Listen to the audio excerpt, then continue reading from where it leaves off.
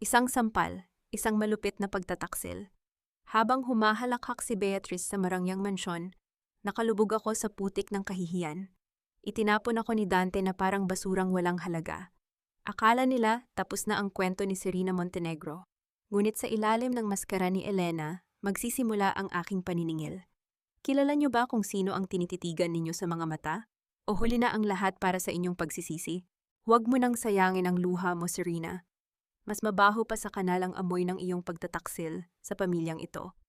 Ang boses ni Doña Beatriz ay parang talim ng kutsilyo na humiwa sa katahimikan ng kusina. Inihagis niya ang isang makapal na envelope sa ibabaw ng hapag dahilan upang magkalat ang mga litratong nagpapakita ng isang babaeng kamukha ni Serena na may kayakap na ibang lalaki sa isang madilim na silid. Sa mga sandaling iyon, nanginginig ang mga kamay ni Serena habang hawak pa rin ang sandok. Mausok pa ang paboritong sinigang na hipon na niluto niya para sa kanilang ikalimang anibersaryo ni Dante. 3 oras niyang pinaghirapan ang pagtitimpla ng asim at anghang, iniisip na sa bawat higop ng kanyang asawa ay mararamdaman nito ang init ng kanyang pagmamahal. Ngunit ang init na sumalubong sa kanya ay hindi galing sa sabaw, kundi sa nagbabagang galit sa mga mata ni Dante na nakatayo sa likod ng kanyang ina. Dante, maniwala ka sa akin, hindi ako yan. Isang malaking kamalian ito. Ang pagsusumamo ni Serena, ang kanyang boses ay halos isang bulong na lamang dahil sa bigat sa kanyang dibdib. Humakbang siya palapit sa asawa, bitbit ang huling pag-asa, na baka sa isang tingin lang ay makita nito ang katotohanan sa kanyang mga mata. Ngunit bago pa siya makalapit, isang mabilis at malakas na sampal ang dumapo sa kanyang pisngi. Ang lakas ng impact ay sapat na para mabitawan niya ang sandok na tumama sa sahig at naglabas ng tunog ng pagbagsak ng isang pangarap. Hindi si Beatrice ang sumampal sa kanya, si Dante. Ang lalaking pinangakuan niyang mamahalin hanggang sa huling hininga ay nakatingin sa kanya ngayon na parang isang dumi sa kalsada. I gave you everything, Serena. Ipinagtanggol kita sa mommy ko kahit sinasabi nilang isa ka lang ambisyosang hampas lupa. Pero ito ang isasagot mo sa akin? Ang makipagtalik sa iba sa mismong hotel na pag-aari namin? Ang boses ni Dante ay gumaralgal sa sakit, ngunit mas nanaig ang puot. Inabot niya ang isang ballpen at itinulak ang divorce papers sa harap ng asawa. Sign it, ayaw na kitang makita kahit anino mo man lang. Nanigas ang buong katawan ni Serena. Ang pakiramdam niya ay tila may libo-libong karayom na tumutusok sa kanyang puso ng sabay-sabay. Ang paligid na dati ay puno ng kulay ay biglang naging abo. Ang lamig ng aircon sa mansyon ay tila naging yelo na bumabalot sa kanyang balat, ngunit ang mas masakit ay ang katahimikan ni Dante habang pinapanood siyang kaladkarin ng mga security guard palabas ng bahay. Habang hinihila siya sa braso, ang dulo ng kanyang duster ay sumabit sa gilid ng mesa, dahilan upang tumapon ang mangkok ng sinigang. Ang mainit na sabaw ay humalik sa malamig na sahig, gaya ng kanyang mga pangarap na ngayon ay tuluyan ng nalunod. Wala siyang dalang kahit ano kundi ang suot niyang manipis na damit at ang nadurog niyang dangal. Nang bumukas ang malaking gate ng mansyon, sinalubong siya ng isang malakas na buhos ng ulan. Ang langit ay tila nakikiramay sa kanyang paghikbi. Huminto siya sa gitna ng kalsada, basang-basa at nanginginig, habang pinagmamasdan ang naglalakihang mga ilaw ng tahanang itinuring niyang langit, pero naging impyerno pala sa loob lamang ng isang gabi. Ang kanyang lalamunan ay nanunuyo, at ang bawat paghinga ay parang paglunok ng bubog. Napatingin siya sa kanyang mga kamay na kanina lang ay nagluluto para sa taong mahal niya, ngunit ngayon ay wala nang mahawakan kundi ang hangin. Sa kailaliman ng kanyang pagkatao, isang tanong ang paulit-ulit na umaalingaw sa kanyang isipan na tila isang sumpa. Gaano nga ba kadaling burahin ang 5 taon ng katapatan dahil lamang sa isang planadong kasinungalingan? At hanggang kailan mananatiling bulag ang puso ng taong pinagalayan mo ng iyong buong buhay? Ang bawat patak ng ulan na tumatama sa bintana ng maliit na kubo ni Nanay Ising ay tila mga pako na bumaon sa sugatang puso ni Serena. Nakahiga siya sa isang manipis na banig. Ang kanyang katawan ay nanginginig pa rin hindi dahil sa ginaw, kundi dahil sa alaala ng sampal ni Dante, na tila nakatatak pa rin sa kanyang pisngi. Ang dating marangyang buhay sa mansyon ay tila isang malabong panaginip na nauwi sa isang malagim na bangungot. Uminom ka muna nito, Hija. Mainit na lugaw ito para gumaan ang pakiramdam mo. Ang malumanay na boses ni Nanay Ising ang bumasag sa katahimikan. Iniabot ng matanda ang isang mangkok. Ang usok nito ay humahaplos sa mukha ni Serena, ngunit wala siyang malasahan. Ang tanging lasa sa kanyang bibig ay ang pait ng pagtataksil. Nanay Ising, bakit? Bakit nagawa nila sa akin ito? Ibinigay ko ang lahat, pero bakit ang daling maniwala ni Dante sa mga kasinungalingang iyon? Ang boses ni Serena ay gumaralgal. Ang bawat salita ay may kasamang hihikbi na pilit niyang pinipigilan. Inilapag niya ang mangkok sa sahig. Ang kanyang mga daliri ay humawak sa kanyang leeg. Hinahanap ang kwintas na ibinigay ni Dante, ngunit naalala niyang hinablot ito ni Beatrice bago siya itinapon sa labas.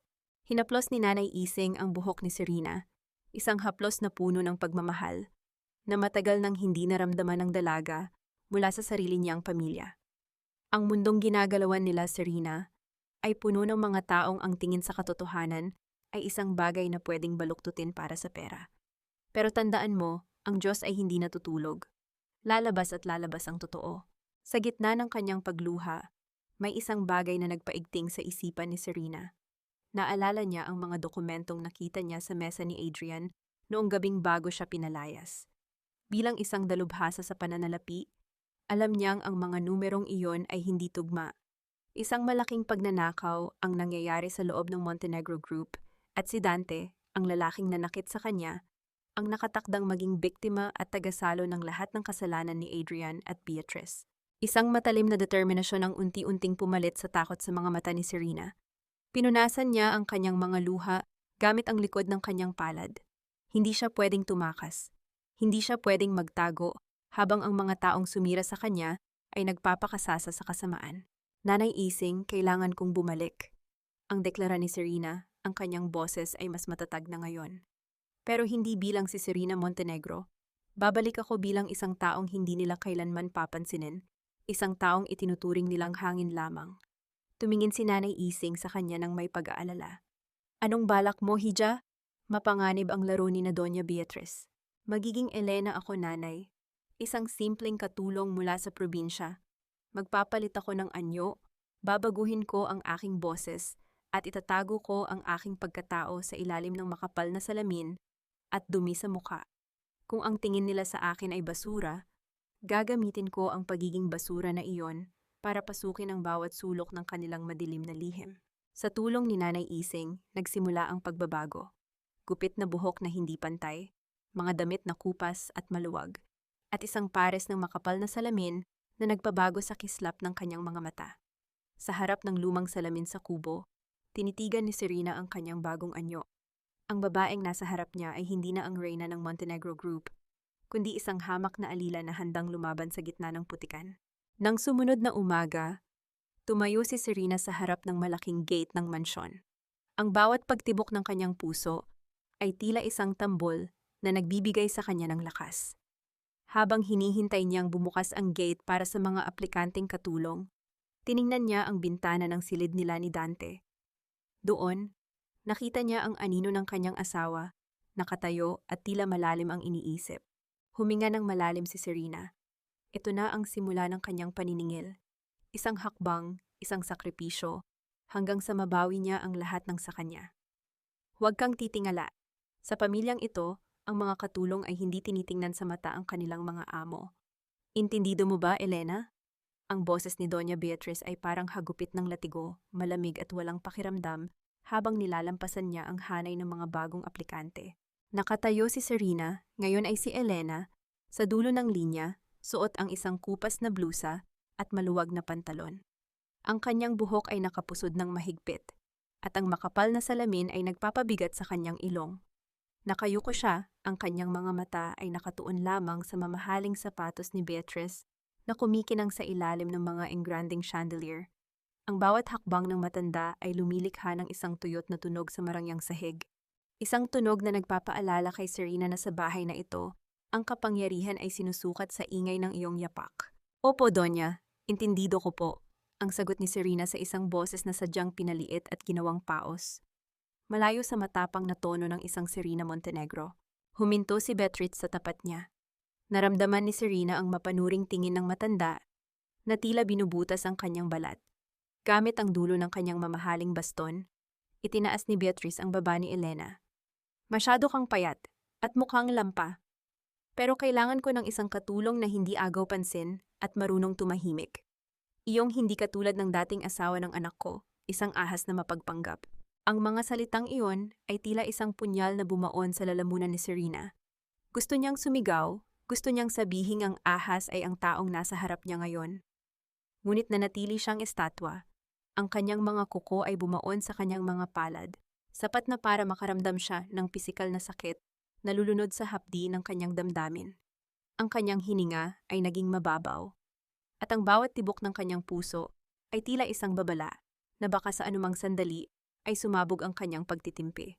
Dalhin niyo na siya sa kusina, bigyan ng uniforme at ituro ang mga gawaing bahay, at tiyakin niyo na ang unang lilinisin niya ay ang hallway sa tapat ng kwarto ni Dante. Masyado nang madumi ang paligid mula nang mawala ang babaeng iyon.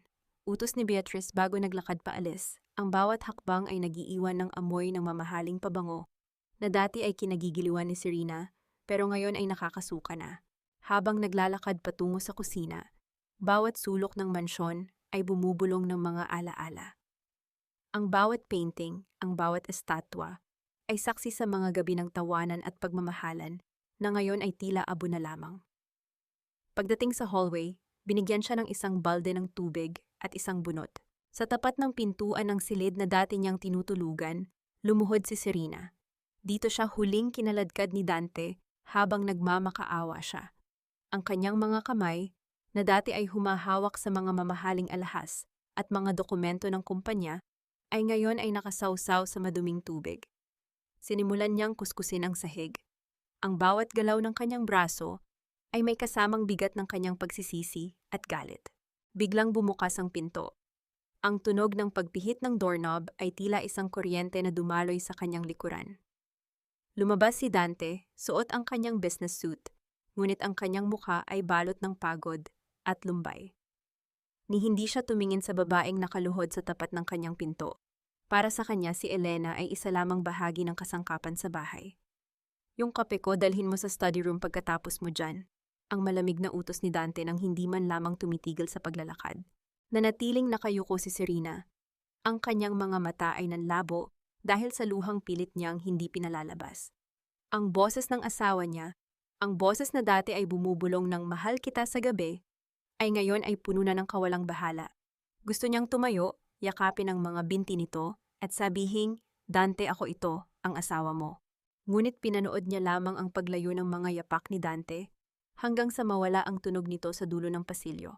Ang tanging natira ay ang amoy ng kape at ang katahimikan ng isang bahay na puno ng mga tao pero walang kaluluwa. Napatingin si Serena sa kanyang refleksyon sa basang sahig. Ang babaeng nakikita niya ay isang estranghero, isang anino ng nakaraan. Hanggang kailan kaya tatagal ang maskarang ito bago tuluyang lamunin ng dilim ang kanyang totoong pagkatao? At sa kanyang pananatili rito, matutuklasan ba niya ang liwanag? O lalo lang siyang mabubulag sa sakit ng pagiging invisible sa harap ng taong mahal niya? Ayusin mo ang mga kalat na iyan, at huwag kang manghihimasok sa mga gamit ko. Maglinis ka lang at lumayas ka agad. Ang boses ni Dante ay paos, tila galing sa ilalim ng lupang puno ng pait. Hindi siya tumitingin kay Elena habang nakatitig sa bintana ng kanyang study room. Ang kanyang kanang kamay ay mahigpit na nakahawak sa isang baso ng whiskey kahit tirik pa ang araw. Dahan-dahang pumasok si Serena, bitbit ang tray ng kape. Ang bawat hakbang niya sa ibabaw ng makapal na alpombra ay tila paglakad sa isang luma at madugong alaala. Ito ang silid kung saan sila madalas magpuyat noon. Siya ang nag-aanalisa ng mga report habang si Dante naman ay nakasandal sa kanyang balikat, bumubulong ng pasasalamat. Ngunit ngayon ang amoy ng mamahaling libro at sapatos ay hinaluan na ng amoy ng alak at pagsisisi. Inilapag niya ang kape sa gilid ng mesa. Ang kanyang mga mata, sa likod ng makapal na salamin, ay mabilis na gumala sa mga nakakalat na papeles. Doon sa ilalim ng isang mabigat na paperweight, nakita niya ang pamilyar na logo ng Lozano Holdings, ang kumpanyang alam niyang ginagamit ni Adrian para sa mga ghost projects nito. Ang kanyang puso ay nagsimulang tumibok ng mabilis, isang kaba na tila may maliliit na tambol sa loob ng kanyang dibdib. Kailangan niyang makita ang dokumentong iyon. Kailangan niyang patunayan na niloloko si Dante. Ano pang tinititig-titig mo riyan? Sabi ko lumayas ka na. Ang muling pag-atungal ni Dante. Lumingon ito, ang kanyang mga mata ay mapula at puno ng pagod. Pasensya na po, sir.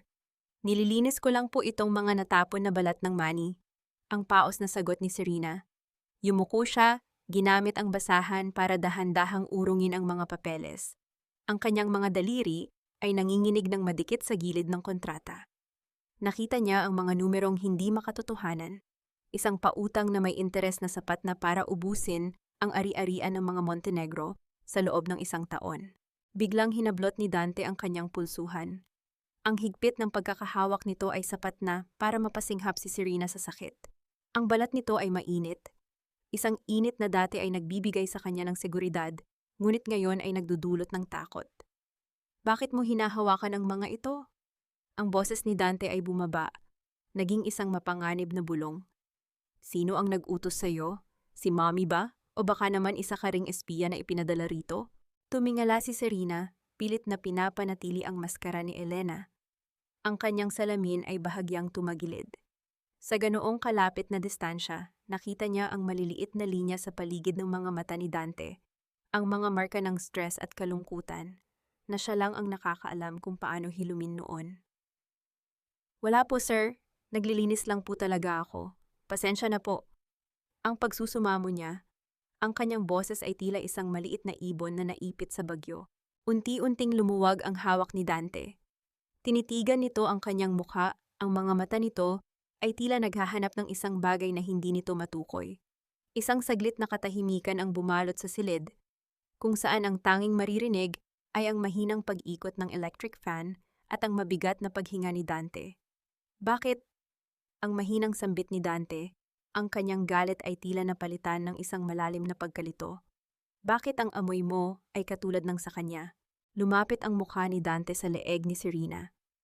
Naramdaman ni Serena ang mainit na hininga nito sa kanyang balat, isang pakiramdam na nagpadaloy ng kuryente sa kanyang buong katawan. Isang pamilyar na pabango, isang halimuyak ng jasmine at vanilya, na kahit anong tago ni Serena ay tila nanunuot pa rin mula sa kanyang nakaraan. Napapikit si Serena. Ang kanyang puso ay sumisigaw ng kanyang pangalan, gustong isigaw ang katotohanan. Ngunit bago pa man siya makapagsalita, ang pinto ng study room ay bumukas ng malakas. Lumikha ng isang tunog ng kahoy na tumama sa pader. Dante, what are you doing with that servant? Ang matinis na boses ni Beatrice ay pumuno sa silid, puno ng pagkasuklam at suspisya. Mabilis na tumayo si Dante at lumayo kay Serena, tila nahihiya o nagulat sa sariling inasal. Si Serena naman ay mabilis na yumuko, ang kanyang mga kamay ay agad na kinuha ang tray. Ang kanyang paningin ay nakatuon na lamang sa sahig. Wala, Mommy. May dumi lang sa uniforme niya. Ang pagsisinungaling ni Dante. Ang kanyang boses ay naging matigas muli. Lumingon si Beatrice kay Elena. Ang kanyang mga mata ay naniningkit, tila isang maninila na nakakita ng biktima. Lumabas ka na, Elena, at bago ka matulog, siguraduhin mong malinis ang buong garden. Ayaw kong makakita kahit isang tuyong dahon bukas ng umaga. Nagmamadaling lumabas si Serena, ang kanyang mga binti ay tila jelo sa lambot. Ngunit bago niya maisara ang pinto, narinig niya ang huling sinabi ni Beatrice kay Dante. Dante, kalimutan mo na ang babaeng iyon. Bukas darating si Clara. Siya ang nararapat sa iyo, hindi ang isang taksil na katulad ni Serena. Pagkasara ng pinto, sumandal si Serena sa pader ng hallway. Ang kanyang hininga ay gumaralgal. Hindi lang ang pagtataksil ni Adrian ang kailangan niyang pigilan. Kailangan niyang iligtas ang puso ni Dante bago ito tuluyang maangkin ng iba. Ngunit paano niya gagawin iyon kung ang mismong presensya niya ay nagpapaalala kay Dante ng isang sakit na gusto na nitong ibaon sa limot?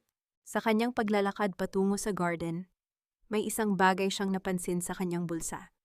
Isang maliit na piraso ng papel na nakuha niya mula sa ilalim ng kontrata ni Adrian kanina. Sa madilim na sulok ng pasilyo, binuksan niya ito. Ang kanyang mga mata ay nanlaki. Hindi lang ito tungkol sa pera. Isang pangalan ang nakasulat doon. Ang pangalan ng taong nagbayad sa lalaking kumuha ng mga peking litrato niya. At ang pangalang iyon ay hindi kay Adrian. Ayusin mo ang iyong sarili, Elena. Parating na si Clara. Ayaw kong makakita siya ng kahit anong dumi sa bahay na ito, lalo na sa mga taong nagsisilbi sa amin. Ang boses ni Doña Beatriz ay puno ng awtoridad habang naglalakad sa gitna ng sala. Tila isang reyna na naghahanda para sa isang mahalagang panauhin. Nakatayo si Serena sa isang sulok. Nakayuko at hawak ang isang tray ng mga kagagaang merienda.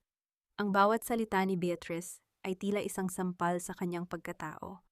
Alam niya kung sino si Clara, ang anak ng isang mayamang kasosyo sa negosyo na matagal nang gustong ipakasal ng matanda kay Dante. Isang babaeng puno ng ganda sa labas, ngunit alam ni Serena na may pusong kasing tigas ng bato. Nang bumukas ang malaking pinto, pumasok ang isang babaeng nakasuot ng mamahaling puting dress. Ang bawat hakbang ay tila pinag-isipan.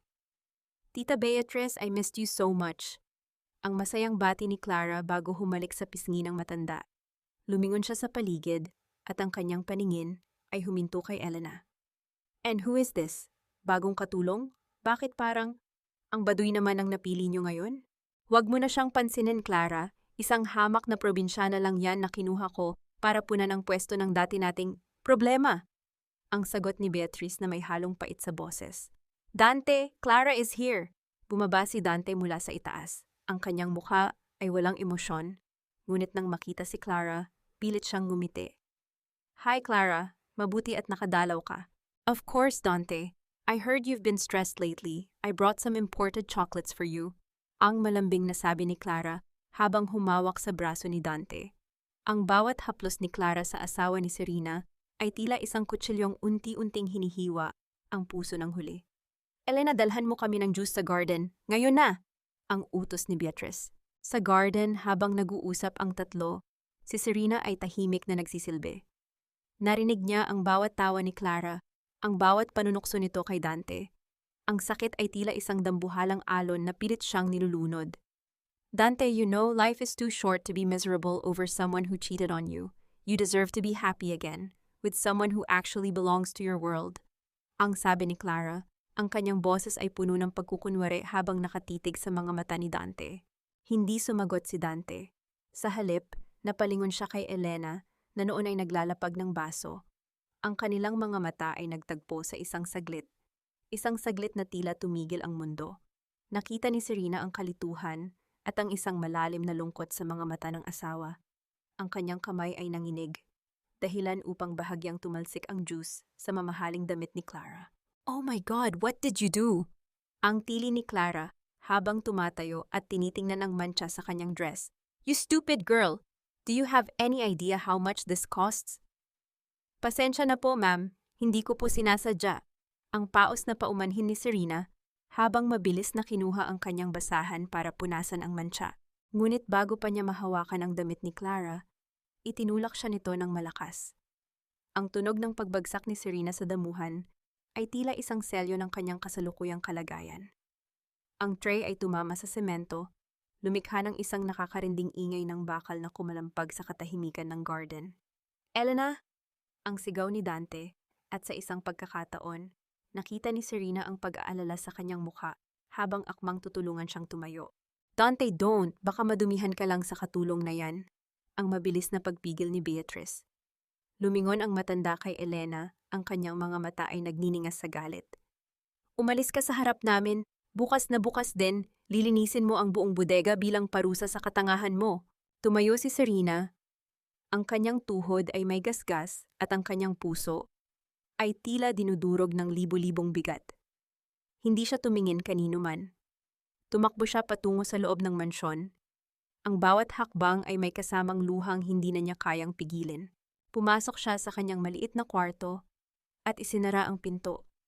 Mula sa kanyang bulsa, kinuha niya muli ang piraso ng papel na nakuha niya sa study room ni Adrian.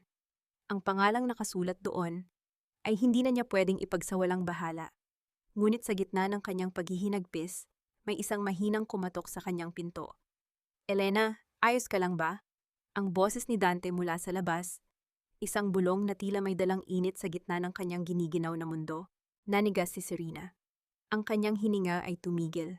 Kung bubuksan niya ang pinto, makikita ba ni Dante ang katotohanan? O mas lalo lang siyang masasaktan sa sandaling makita niyang ang asawa niya ay nandito para lamang sa isang hamak na katulong, habang ang kanyang tunay na pagkatao ay itinatwanan nito? "Elena, naririnig mo ba ako?" Huwag kang matakot, gusto ko lang malaman kung maayos ka lang. Ang boses ni Dante ay tila isang malambot na kumot na pilit bumabalot sa nanginginig na katawan ni Serena.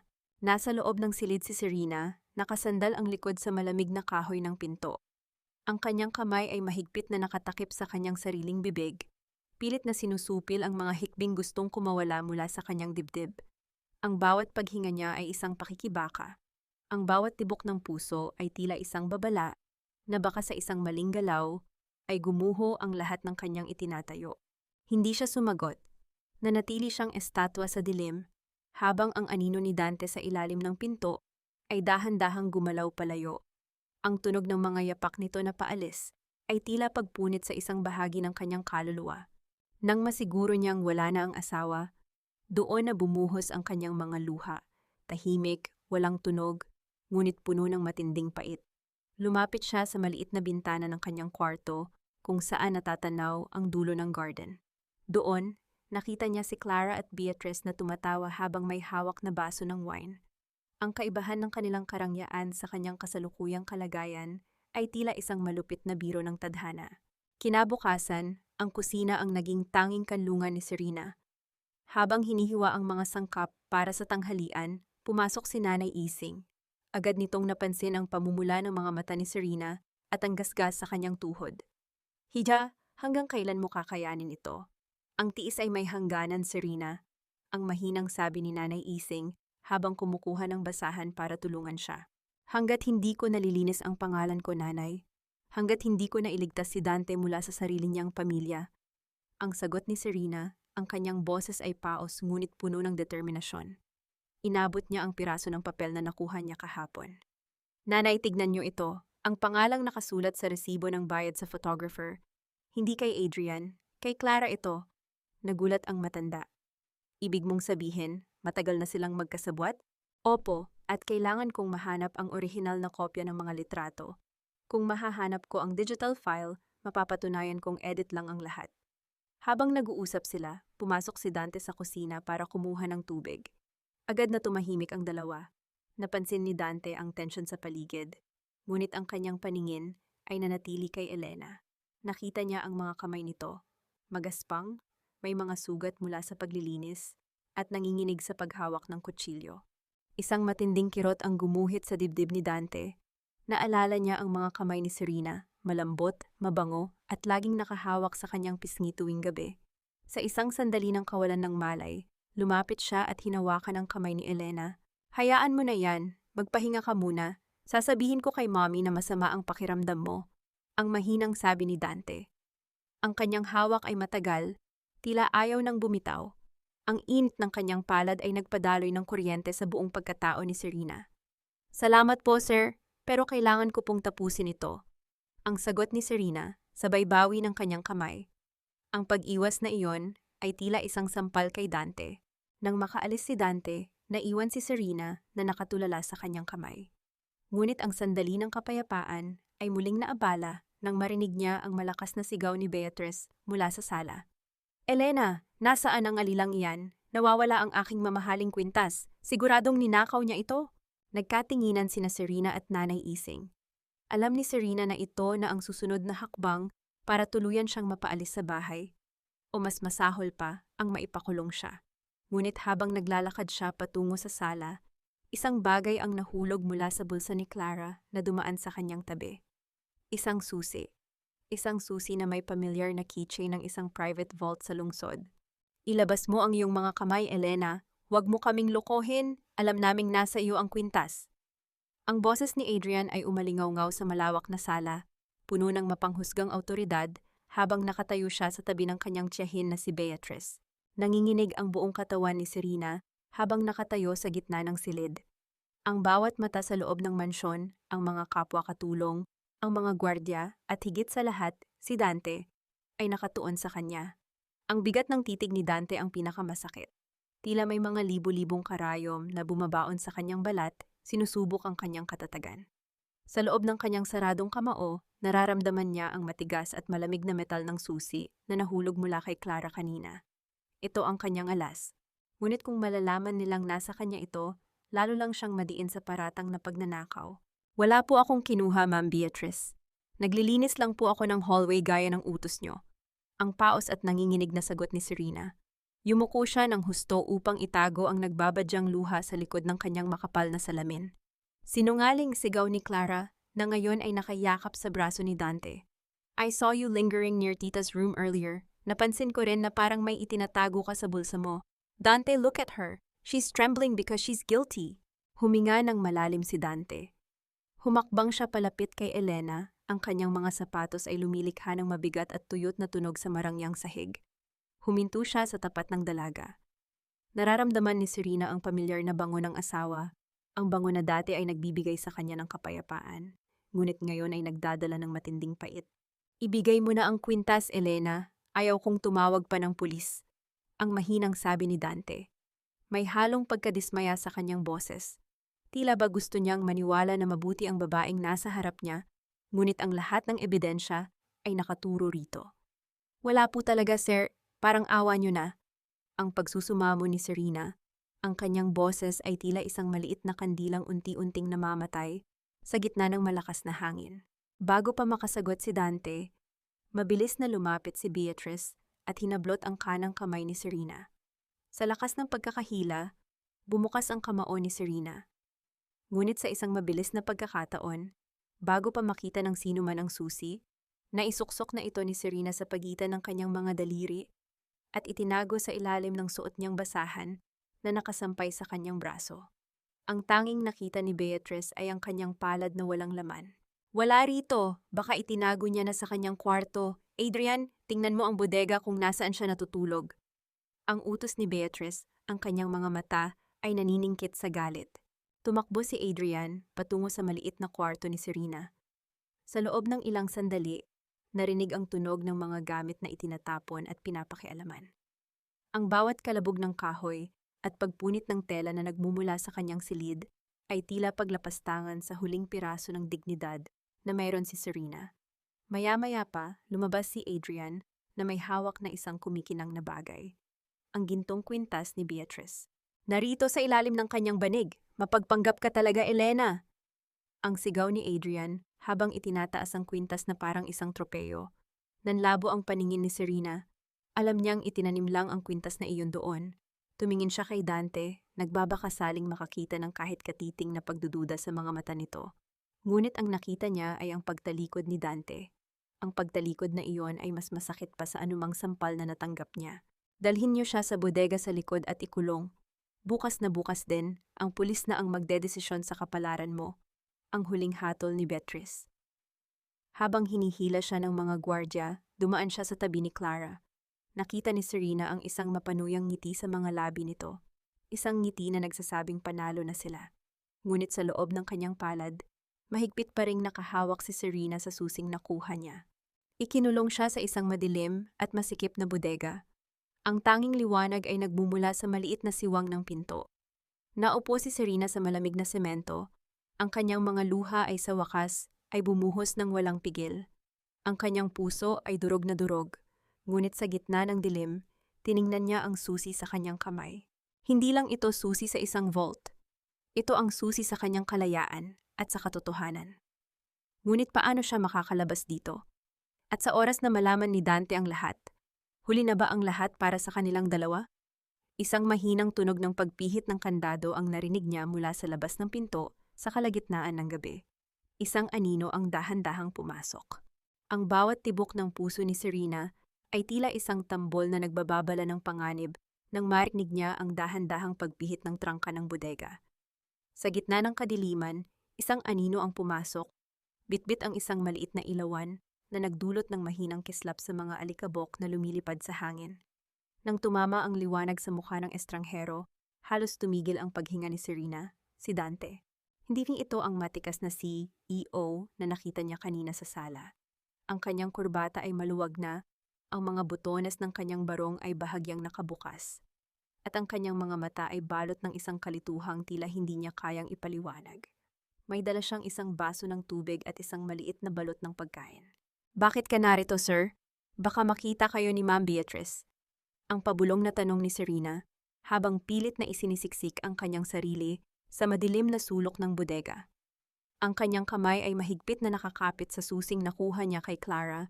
Itinatago ito sa ilalim ng kanyang kupas na palda. Hindi sumagot si Dante. Humakbang siya palapit at dahan-dahang naupo sa sahig na semento sa tapat ni Serena. Ibinaba niya ang pagkain sa pagitan nila. Ang amoy ng bango ni Dante, ang pamilyar na amoy ng sandalwood at lamig ng gabi, ay unti-unting pumuno sa masikip na espasyo. Dahilan upang manariwa ang mga sugat sa puso ni Serena. Hindi ako makatulog, ang mahinang sambit ni Dante.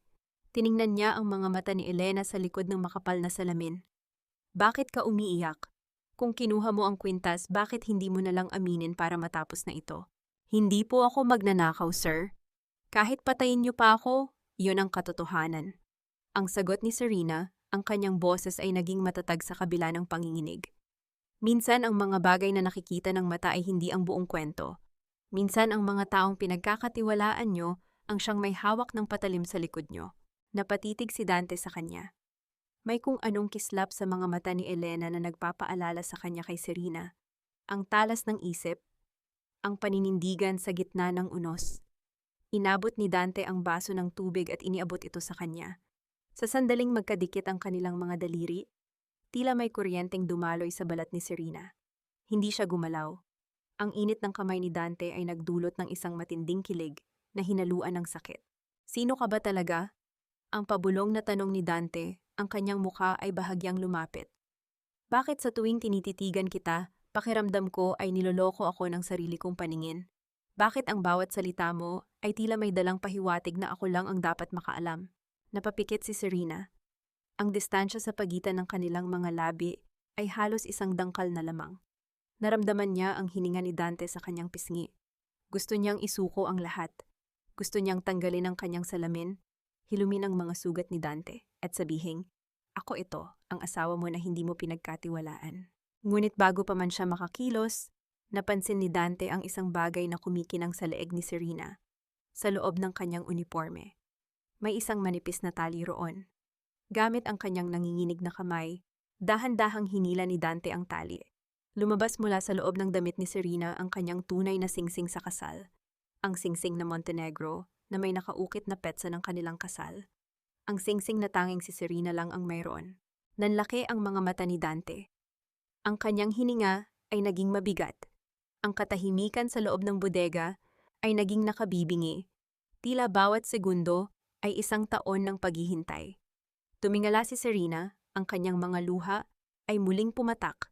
Hindi na bilang si Elena, kundi bilang ang babaeng nawasak dahil sa kawalan ng tiwala. Serena? Ang pabulong na tawag ni Dante, ang kanyang boses ay gumaralgal sa takot at pag-asa. Ngunit bago pa makasagot si Serena, isang malakas na tunog ng pagbagsak ng kung anong bagay ang narinig nila sa labas, kasunod ang matinis na boses ni Clara na tumatawag sa pangalan ni Dante. "Dante, are you in there? What are you doing in the warehouse?" "Anong ginagawa mo rito, Dante? Bakit ka nakikipag-usap sa magnanakaw na iyan?" Ang matinis na boses ni Clara ay tumusok sa katahimikan ng bodega gaya ng isang matulis na karayom. Ang pintong bakal ay bumukas ng marahas, na lumikha ng isang tunog ng pag-untog ng metal sa semento na umalingaw-ngaw sa buong paligid. Mabilis na binitiwan ni Dante ang kwintas at ang singsing ni Serena. Ang kanyang mga kamay ay nanginginig habang dahan-dahan siyang tumatayo, ang kanyang anino ay humaba sa pader ng bodega. Tila isang higanteng nagdadalawang isip. Ang kanyang mga mata ay nanatiling nakako sa mga mata ni Elena o ni Serena na ngayon ay basang-basa ng luha. "Wala, Clara. Tinatanong ko lang kung nasaan ang iba pang gamit na nawawala ni Mommy." Ang pagsisinungaling ni Dante, ang kanyang boses ay naging malamig muli. Ngunit may isang bahid ng pagkaras na tila hindi niya kayang itago.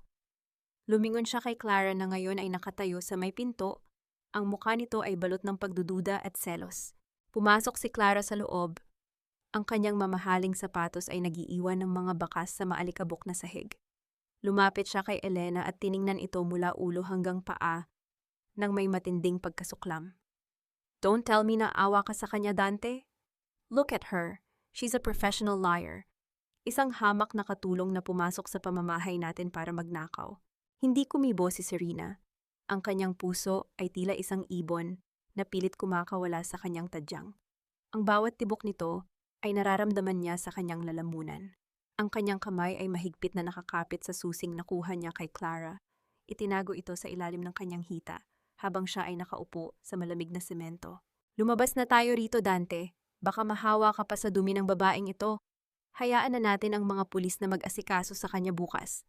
Ang sabi ni Clara habang hinahila ang braso ni Dante palayo.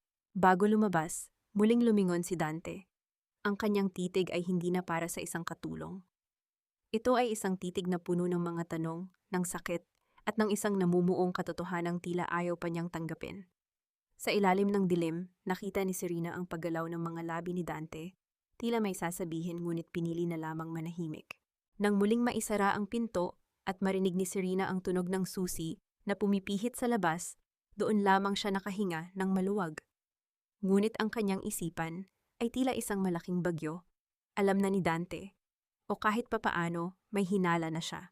Sa gitna ng kadiliman, inilabas ni Serena ang susing nakuha niya. Tinitigan niya ito sa ilalim ng mahinang sinag ng buwan na dumadaan sa maliit na siwang ng bintana. Kung hindi siya makakaalis dito, ang lahat ng sakripisyo niya ay mauuwi sa wala. Kailangan niyang makaalis bago sumikat ang araw.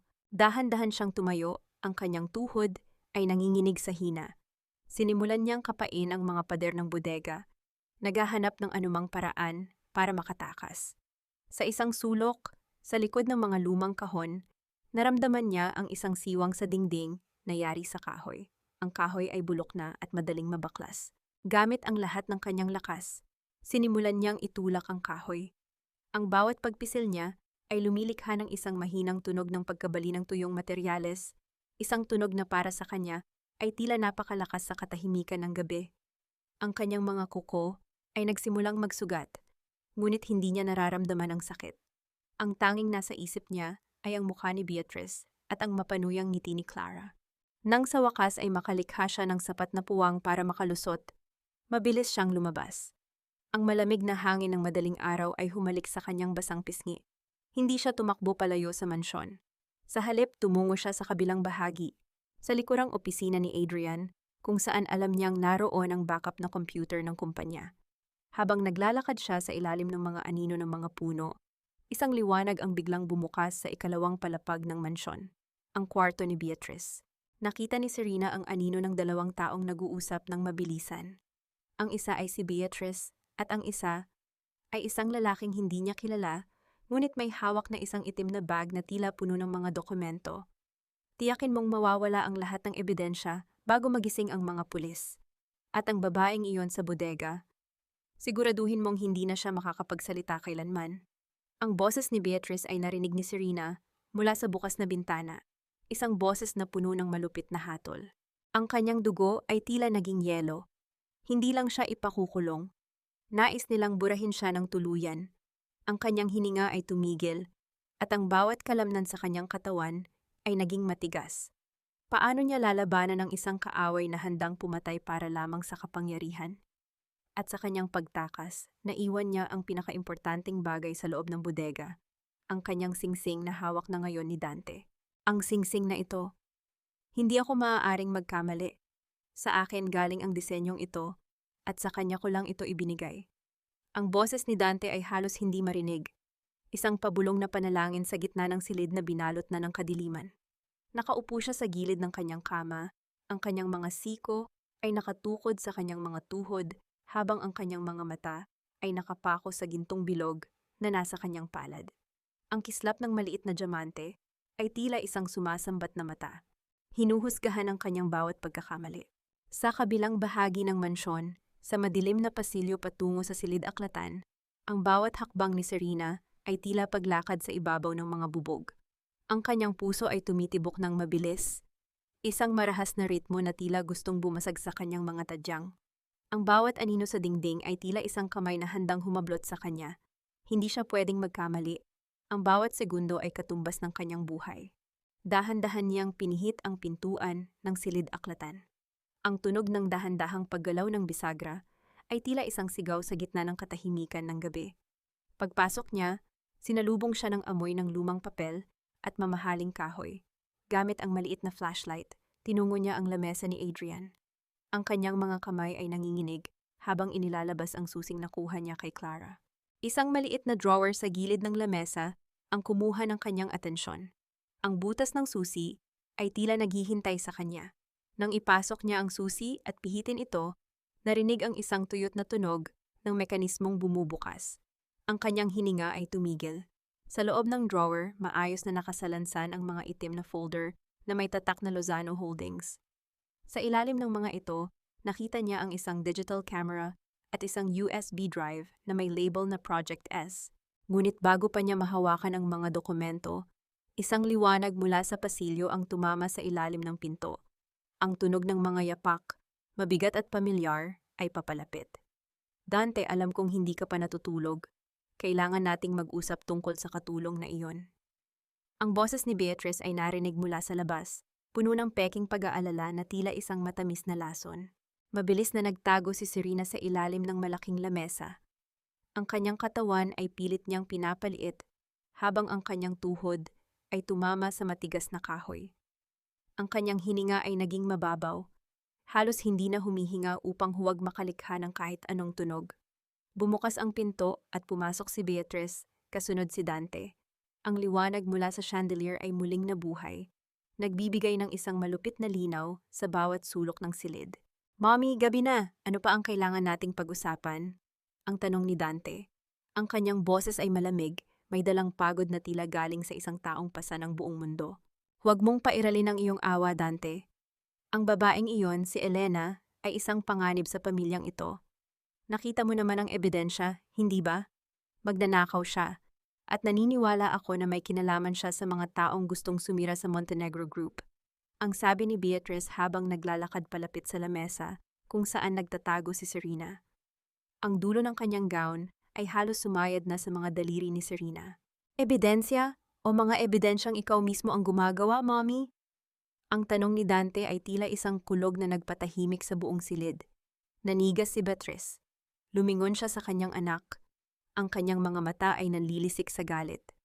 "Ano ang ibig mong sabihin? Pinagdududahan mo ba ang sarili mong ina para sa isang hamak na katulong? Hindi ito tungkol sa pagiging katulong niya, Mommy. Tungkol ito sa singsing na ito." Ang sabi ni Dante habang itinataas ang singsing ni Serena sa harap ng kanyang ina. "Nakita ko ito sa kanya. Paanong ang singsing ni Serena ay mapupunta sa isang babaeng galing sa probinsya na hindi naman natin kilala? Maliban na lamang kung ang babaeng pinalayas natin ay hindi kailanman umalis." Ang katahimikan sa loob ng silid-aklatan ay naging nakabibingi. Mararamdaman ang tensyon na tila isang lubid na unti-unti nang napapatid. Sa ilalim ng lamesa, ang mga luha ni Serena ay dahan-dahang pumatak sa kanyang mga kamay.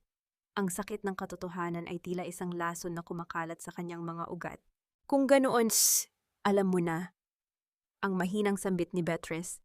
Ang kanyang boses ay biglang nagbago mula sa pagiging mapagmahal na ina patungo sa isang malupit na kaaway. "At kung alam mo na ang totoo, alam mo rin siguro kung ano ang kailangan kong gawin para maprotektahan ang pangalan natin. Hindi maaaring mabuhay ang isang Serena Montenegro na alam ang lahat ng dumi ng pamilyang ito." Sa sandaling iyon, isang malakas na kalabog ang narinig mula sa labas ng mansyon. Ang tunog ng mga sirena ng pulis na papalapit. Ngunit hindi para kay Serena, kundi para sa isang raid na hindi inaasahan ni Beatrice. Ngunit bago pa makakilos ang sinuman, mabilis na lumingon si Beatrice sa ilalim ng lamesa. Ang kanyang mga mata ay direktang tumingin sa mga mata ni Serena na nagtatago sa dilim. "Adrian, ngayon na!" ang sigaw ni Beatrice. Isang putok ng baril ang umalingaw-ngaw sa loob ng silid, na sinundan ng pagbasag ng isang malaking plorera sa tabi ni Dante. Sa gitna ng kaguluhan, naramdaman ni Serena ang isang kamay na humablot sa kanyang braso at hinila siya palabas mula sa ilalim ng lamesa. "Bitawan mo siya, Adrian! Huwag mong susubukang ituloy ang kahibangang ito." Ang boses ni Dante ay umalingaw-ngaw sa apat na sulok ng silid-aklatan. Isang ungal ng leon na nagpoprotekta sa kanyang kawan. Ang kanyang mga bisig ay nakapulupot ng mahigpit sa balikat ni Serena. Hinihila ang dalaga patayo mula sa malamig na sahig. Sa gitna ng usok na nagmula sa putok ng baril, naramdaman ni Serena ang pamilyar na init ng dibdib ni Dante. Ang kanyang makapal na salamin ay bahagyang natanggal, dahilan upang lumitaw ang kanyang mga mata. Mga matang puno ng pait, pagod, at isang pag-ibig na pilit niyang pinatay, ngunit muling nabuhay sa isang haplos. Wala na ang maskara ni Elena.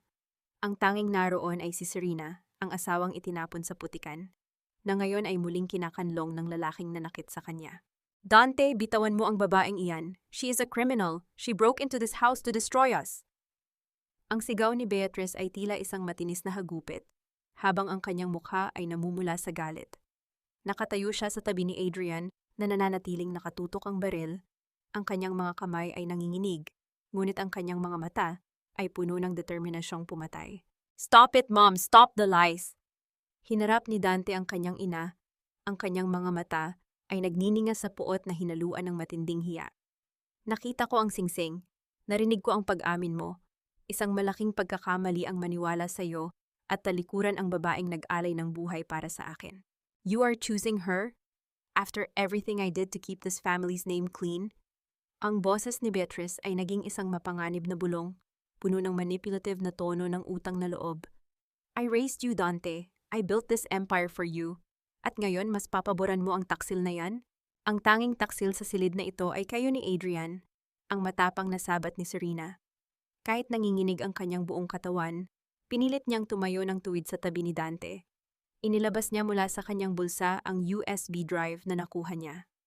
Narito ang lahat, Dante. Ang mga ghost projects, ang mga peking pautang, at ang ebidensya kung paano nila ako dinungisan para mapaalis sa bahay na ito. Hindi nila ako mapapatahimik. Sa labas, ang tunog ng mga yabak ng sapatos ng mga pulis sa marangyang hallway ay tila isang papalapit na hatol. Ang mga asul at pulang ilaw ay kumikislap sa mga bintana, nagbibigay ng isang nakakahilong kulay sa madilim na silid. Ibigay mo sa akin ang drive na yan, Serena. Ngayon na, o sisiguraduhin kong hindi ka na makakalabas ng mansyong ito ng humihinga. Ang banta ni Adrian, habang dahan-dahang humahakbang palapit. Ang dulo ng baril ay nakaturo sa dibdib ni Serena. Hinila ni Dante si Serena sa kanyang likuran. Ginagawa ang sariling katawan bilang kalasag. Sige, ituloy mo, Adrian. Barilin mo ako dahil iyon lang ang tanging paraan para mahawakan mo muli ang asawa ko. Ang katahimikan sa loob ng silid ay naging nakabibingi. Tila bawat segundo ay isang taon ng pagdurusa. Maririnig ang mabigat na paghinga ni Dante at ang mahinang hikbi ni Serena na nakasandal sa likod ng asawa. Sa isang saglit, ang pag-ibig at pagsisisi ay nagtagpo sa isang mahigpit na pagkakahawak ng kamay sa ilalim ng dilim. Biglang bumukas ang pintuan ng silid-aklatan. Pumasok ang mga operatiba ng pulisya. Ang tunog ng kanilang mga kagamitan na kumakalampag ay pumuno sa hangin. Ngunit bago pa makakilos ang mga awtoridad, isang mabilis na paggalaw ang ginawa ni Beatrice. Hinablot niya ang isang mabigat na estatwa sa mesa at inihagis ito sa direksyon ni Serena habang si Adrian ay tumalon patungo sa bintana upang tumakas. Hindi pa tayo tapos, Serena. Hinding-hindi mo makukuha ang Montenegro Group. Ang huling sigaw ni Beatrice bago siya pinalibutan ng mga pulis. Naramdaman ni Serena ang bigat ng katawan ni Dante na bumagsak sa kanya. Sa pagsisikap nitong protektahan siya mula sa inihagis na estatwa, ang matigas na metal ay tumama sa ulo ni Dante. Ang tunog ng pagbagsak ng katawan nito sa sahig ay tila ang huling piraso ng puso ni Serena na tuluyan ng nawasak. Dante! Dante! Gising! Ang boses ni Serena ay napuno ng matinding pait at takot. Niyakap niya ang ulo ng asawa, ang kanyang mga daliri ay nabahiran ng init ng dugo. Sa gitna ng kaguluhan, sa gitna ng pag-aresto kay Beatrice, tanging ang mukha ni Dante ang nakikita niya. Ang kanyang asawa ay nakapikit. Ang kanyang hininga ay mahina. Ngunit ang kanyang kamay ay nananatiling mahigpit na nakahawak sa kamay ni Serena. Tila ba ayaw na nitong bumitaw muli kahit sa bingit ng kamatayan. Hindi ko maintindihan kung bakit pinapayagan niyo ang isang maduming katulong na manatili sa kwarto ng fiancé ko. Palabasin niyo siya ngayon din. Ang matinis na boses ni Clara ay umalingaw-ngaw sa puting pasilyo ng ospital. Ang kanyang mga takong ay lumilikha ng marahas na ritmo habang nagmamartsa papasok sa private room ni Dante. Sa tabi ng hospital bed, nanatiling nakaupo si Serena. Ang kanyang uniforme ay may mga mantsa pa rin ng dugo mula sa pag-atake kanina. Ang kanyang mga kamay ay mahigpit na nakabalot sa malamig na palad ng kanyang asawa. Hindi niya pinansin ang pagpasok ni Clara. Ang buong mundo ni Serena ay umiikot lamang sa mabagal na pagtaas at pagbaba ng dibdib ni Dante at sa tunog ng makina na sumusukat sa bawat pilit nitong paghinga. Binji ka ba? Sabi ko lumabas ka. Pilit na hinila ni Clara ang braso ni Serena. Ang matalas na kuko nito ay bumaon sa balat ng dalaga. Ako ang magiging asawa niya. Wala kang karapatan na hawakan siya. Bago pa matapos ni Clara ang kanyang pang-iinsulto, mabilis na tumayo si Serena at hinawakan ang pulso nito pabalik. Ang higpit ng pagkakahawak ni Serena ay sapat na para mapadaing si Clara sa gulat at sakit. Dahan-dahang hinubad ni Serena ang kanyang makapal na salamin. Tiningnan niya si Clara ng diretso sa mga mata, hindi na bilang isang nakayukong alila, kundi bilang ang nag-iisang reyna ng Montenegro. Ang tanging walang karapatan sa kwartong ito ay ang babaeng nagbayad ng kalahating milyon para siraan ang isang pamilya. Ang boses ni Serena ay kalmado ngunit kasing talim ng yelo. Wala na ang paos at nanginginig na boses ni Elena. Ito ang boses na minsan nang nagpakilo sa buong board of directors ng kumpanya. Nanlaki ang mga mata ni Clara. Ang kanyang mukha ay namutla tila nakakita ng multo sa gitna ng liwanag. Serena? Paano? Akala mo ba mabubura niyo ako ng ganun lang kabilis, Clara? Binitiwan ni Serena ang pulso nito na parang isang maruming basahan. Nasa pulis na ang USB. Kasama roon ang resibo ng bank transfer mo sa photographer na kumuha ng mga peking litrato namin. Tapos na ang laro niyo ni Beatrice. Ang susunod na pupuntahan mo ay hindi sa altar, kundi sa selda. Tila pinagbagsakan ng langit at lupa si Clara. Umatras siya, ang kanyang pagmamalaki ay tuluyang nadurog sa harap ng katotohanan. Nang bumukas ang pinto at pumasok ang dalawang investigador upang imbitahan si Clara sa presinto, wala itong nagawa, kundi ang umiyak sa matinding kahihiyan habang pinagmamasdan siya ng mga nurse. Nang mag-isa na lamang siya, naglakad si Serena patungo sa maliit na banyo ng ospital. Binuksan niya ang gripo. Gamit ang malamig na tubig at sabon, unti-unti niyang hinugasan ang mga pampaitim at dumi sa kanyang mukha. Nawala ang maskara. Nawala ang anino ni Elena. Nang tumingala siya sa salamin, ang babaeng nakita niya ay si Serena, sugatan, pagod sa mahabang laban, ngunit buo at matapang. Bumalik siya sa tabi ni Dante. Sa sandaling iyon, dahan-dahang gumalaw ang mga daliri ng kanyang asawa. Ang mabigat na talukap ng mga mata ni Dante ay unti-unting bumukas. Nang mag-adjust ang paningin nito sa liwanag, nakita nito ang maaliwalas na mukha ni Serena. Wala nang salamin, wala nang dumi. Ang mga luha ng matinding pagsisisi ay mabilis na tumulo mula sa mga mata ni Dante, bumabagtas sa kanyang mga pisngi pababa sa puting unan. Serena, asawa ko. Ang boses ni Dante ay basag at puno ng pagmamakaawa. Pilit nitong inabot ang pisngi ni Serena gamit ang nanginginig nitong kamay. Patawarin mo ako. Naging bulag ako. Umuwi na tayo, parang awa mo na. Naramdaman ni Serena ang init ng palad ng asawa sa kanyang pisngi. Ito ang sandaling matagal niyang hinintay. Ang kaligayahan ng pagbabalik, ang tagumpay laban sa mga kasinungalingan. Ngunit nang ipikit niya ang kanyang mga mata, ang tanging nakita niya ay ang malakas na sampal ni Dante at ang pinto ng mansyon na sumara sa kanyang mukha habang siya ay umiiyak sa ilalim ng ulan. Dahan-dahan, hinawakan ni Serena ang kamay ni Dante na nasa kanyang pisngi. Ang kanyang puso ay nadudurog habang tinititigan ang lalaking labis niyang minahal. Dante! Ang boses ni Serena ay nanginginig sa halong sakit at pagmamahal. Inilayo niya ang kamay nito mula sa kanyang mukha. Pinapatawad na kita, pinapatawad ko na kayo, pero hindi ibig sabihin noon ay kaya ko pang umuwi sa piling mo. Sino ang nagbigay ng autoridad sa iyo na pumasok sa boardroom na ito? Si Dante ay nasa ospital, si Beatrice ay nasa kulungan, at ikaw ay matagal nang walang puwang sa kumpanyang ito.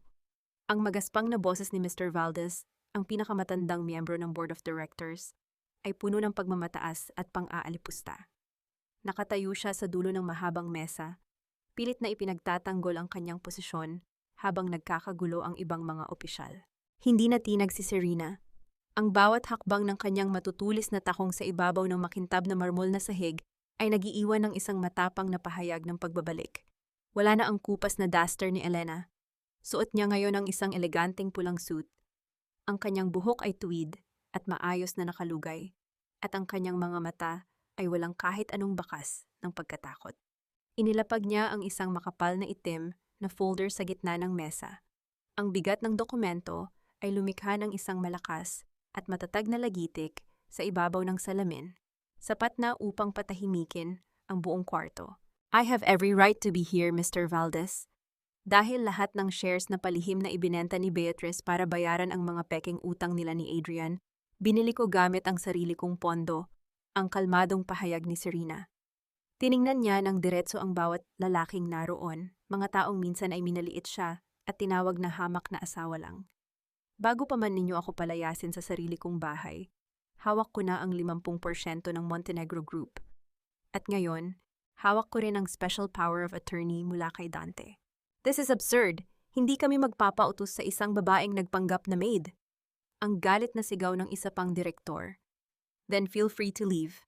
Ang pintuan ay bukas para sa mga taong gustong sumama kay Beatrice sa presinto. Ang malamig na sagot ni Serena. Inilabas niya ang isang kopya ng USB drive. Nandito ang lahat ng ebidensya ng sabotan ninyo sa mga ghost projects ni Adrian. Pumirma kayo sa pagbibitiw ngayon din o ang mga pulis ang susundo sa inyo mamayang hapon. Kayo ang pumili. Isa-isang namutla ang mga mukha ng mga opisyal. Walang sino man ang nakapagsalita.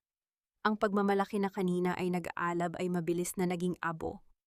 Sa loob ng ilang minuto, tahimik nilang kinuha ang kanilang mga gamit at lumabas ng boardroom. Iniiwan si Serena na nag-iisa sa tuktok ng imperyong matagal niyang pinrotektahan mula sa mga anino.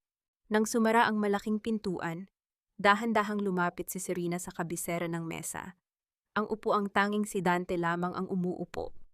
Hinaplos niya ang malamig na katad nito. Ang panginginig ng kanyang mga daliri ay nagbabalik ng mga alaala ng mga gabi kung saan sabay nilang pinapangarap ang hinaharap ng kumpanya, bago pa man sirain ng kasakiman ang kanilang pagmamahalan. Ang kapangyarihan ay nasa kanyang mga kamay na. Ngunit bakit ang pakiramdam ng kanyang puso ay tila isang malawak at bakanteng silid?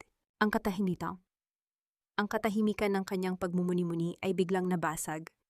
Ang panginginig ng kanyang telepono sa ibabaw ng mesa ay lumikha ng isang nakakabahalang ugong na tila nagbabadya ng isang bagong panganib. Nang tingnan niya ang screen, isang hindi pamilyar na numero ang tumatawag gamit ang video call. Nag-aalangan man, pinindot niya ang sagot. Ang mukha ni Adrian ang sumalubong sa kanya.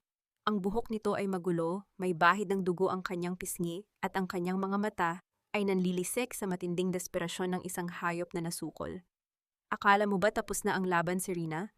Akala mo ba panalo ka na dahil nakuha mo ang kumpanya at nakulong si Beatrice? Ang boses ni Adrian ay isang mapanganib na halakhak.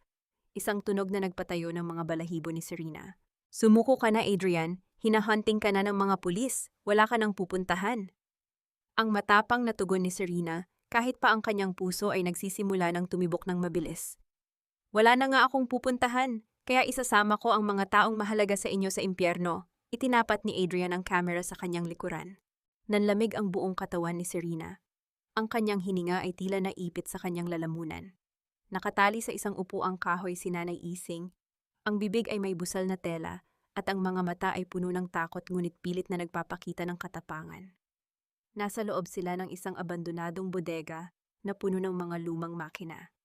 Nanay Ising, ang hindi sinadyang sigaw ni Serena, ang kanyang kamay ay mahigpit na napahawak sa gilid ng mesa. Gusto mo siyang mabuhay, Serena? Pumunta ka sa lumang pabrika ng Lozano sa San Jose. Ikaw lang mag-isa. Dala ang orihinal na USB at ang dokumento ng paglipat ng lahat ng shares mo sa pangalan ko. Kapag may nakita akong pulis, ang matandang ito ang magbabayad para sa paninira mo sa buhay ko. Mabilis na namatay ang tawag, iniiwan si Serena na nakatitig sa itim na screen ng kanyang telepono. Ang malamig na aircon ng boardroom ay hindi sapat para pawiin ang malamig na pawis na tumutulo sa kanyang noo. Sa isang iglap, ang kanyang tagumpay ay naging isang patibong. Ang matandang babae na kumalinga sa kanya, na nagpakain sa kanya noong mga panahong itinapon siya ni Dante sa ulan, ay nasa bingit ng kamatayan dahil sa kanya. Paano niya isusuko ang hustisyang matagal niyang ipinaglaban? Ngunit paano niya hahayaang mamatay ang nag-iisang taong naniwala sa kanya noong siya ay wala na? Welcome to the end of the line, Serena. Akala mo siguro napakatalino mo na, ano? Ang mapanuyang tinig ni Adrian ay nagpalalim sa nakasusulasok na amoy ng kalawang at nabubulok na kahoy sa loob ng inabandonang pabrika. Nakatayo siya sa gitna ng madilim na pasilidad, ang isang kamay ay mahigpit na nakahawak sa kwelyo ng duster ni Nanay Ising, habang ang kabilang kamay ay nakatutok ang baril sa direksyon ng pinto. Dahan-dahang humakbang si Serena papasok. Ang bawat paglapat ng kanyang sapatos sa magaspang at maalikabok na semento ay lumilikha ng isang mabigat na tunog, tila nagbibilang ng nalalabing sandali ng kanyang buhay. Ang malamig na hangin na pumapasok mula sa mga basag na bintana ay humahaplos sa kanyang namumutlang pisngi, ngunit ang kanyang mga mata ay nanatiling nakatitig sa matandang babae na nakatali sa upuan. Ang mga luha ni Nanay Ising ay patuloy sa pag-agos, at ang mga mata nito ay nagmamakaawang umalis na si Serena. Pakawalan mo siya, Adrian. Wala siyang kinalaman sa galit mo sa akin o sa pamilya niyo. Ang mariing utos ni Serena. Itinaas niya ang itim na folder at ang USB drive upang makita ng kanyang kaaway. Nandito ang lahat ng hinihingi mo. Ang mga shares, ang mga ebidensya. Ibibigay ko ang lahat, pakawalan mo lang siya. Isang mapait na halakhak ang pinakawalan ni Adrian. Ang kanyang mukha, na dati ay maaliwalas at puno ng pagmamalaki sa mga boardroom meetings, ay ngayon ay baluktot sa matinding kasakiman at kabaliwan. Ihagis mo iyan dito sa paanan ko. Dahan-dahan. Huwag kang gagawa ng kahit anong hakbang na pagsisihan mo. Walang pag-aalinlangang inihagis ni Serena ang folder at ang USB. Ang mga ito ay dumausdos sa maalikabok na sahig at huminto malapit sa sapatos ni Adrian. Sa sandaling yumuko si Adrian upang pulutin ang mga ito, mabilis na lumapit si Serena kay Nanay Ising. Naramdaman ng matanda ang maiinit na kamay ni Serena na nagpupumilit na tanggalin ang mahigpit na pagkakabuhol ng lubid sa kanyang mga braso. Sa isang maikling sandali, nagtama ang kanilang mga paningin at isang tahimik na pangako ang ipinaabot ni Serena, ang pangakong hindi niya iiwan ang taong nag-aruga sa kanya nang walang-wala siya. Ngunit ang kaluwagan ay panandalian lamang. Pagkatayo ni Adrian, isang matalim na ngiti ang gumuhit sa kanyang mga labi. Binuksan niya ang folder, tiningnan ang mga pirma, at ibinulsa ang USB. You really are naive, Serena. Naniwala ka naman na palalayasin ko kayo ng buhay pagkatapos kong makuha ito. You destroyed my mother. You humiliated me in front of the entire company. Did you honestly think I'd just walk away? Itinaas muli ni Adrian ang baril. Ang dulo nito ay ngayon ay nakatutok ng diretso sa noo ni Serena. Nanlamig ang buong katawan ni Serena, ngunit iniharang niya ang kanyang sarili sa harap ni Nanay Ising. Ipinikit niya ang kanyang mga mata, inihahanda ang sarili sa isang malamig na wakas. Kung ito man ang halaga ng paglalantad sa katotohanan, handa siyang bayaran ito. Ngunit bago pa man makalabit ni Adrian ang gatilyo, isang malakas na tunog ng pagbagsak ng yero ang yumanig sa kabilang bahagi ng pabrika. Isang anino ang mabilis na lumabas mula sa dilim. Hindi ka na makakapanakit ng kahit sino, Adrian, napamulat si Serena. Ang kanyang hininga ay tumigil sa matinding gulat. Si Dante. Suot pa rin nito ang damit ospital na may mga bahid ng sarili nitong dugo. Ang kanyang ulo ay may benda, at ang bawat paghinga nito ay halatang may kasamang matinding pisikal na sakit. Ngunit ang kanyang mga mata ay nag-aapoy sa matinding determinasyon na protektahan ang kanyang asawa. Dante, anong ginagawa mo rito? Mamamatay ka na nga, nagpapakabayani ka pa. Ang panunuya ni Adrian, ngunit bakas ang kaba sa kanyang boses. Inilipat niya ang tutok ng baril kay Dante. Umalis ka na rito, Dante. Papatayin ka niya. Ang nagmamakaawang sigaw ni Serena. Ang kanyang boses ay nabiyak sa matinding takot. Ang lalaking minsang nagtapon sa kanya ay narito ngayon, itinataya ang sariling buhay para sa kanya. Hindi nakinig si Dante. Sa halip na umatras, tumakbo siya patungo kay Adrian ng buong bilis. Nagkagulo ang dalawa. Ang mabigat na tunog ng kanilang mga kamao na tumatama sa laman at buto ay umalingaw-ngaw sa buong pabrika. Ginamit ni Dante ang lahat ng kanyang natitirang lakas upang agawin ang baril mula sa kamay ng kanyang pinsan. Sa gitna ng kanilang matinding pagbubuno, bumagsak sila sa sahig na puno ng mga kalawangin at matutulis na bakal. Nakita ni Serena kung paano sinakal ni Adrian si Dante, ginagamit ang panghihina ng asawa. Hindi na nag-isip si Serena. Kumuha siya ng isang makapal na piraso ng kahoy at buong lakas na inihampas ito sa likod ni Adrian. Napaungol sa sakit si Adrian at bumitaw kay Dante. Ngunit sa kanyang pagkakagulat, mabilis nitong nakuha muli ang baril mula sa sahig.